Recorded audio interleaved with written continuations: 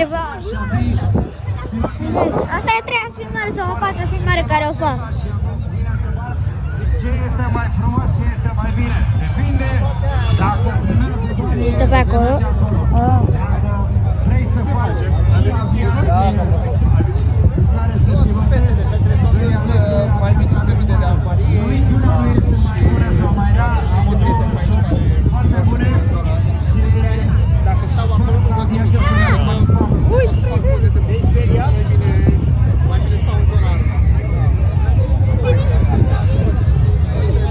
Așa că, pentru copii, gândiți-vă, dacă doriți să fiți piloți civili, militari, puteți avea posibilitatea de a face acest lucru atât prin Aeroclubul României, începând cu vârsta de 16 ani, și prin Forțele Aeriene, prin Academia Forțelor Aeriene.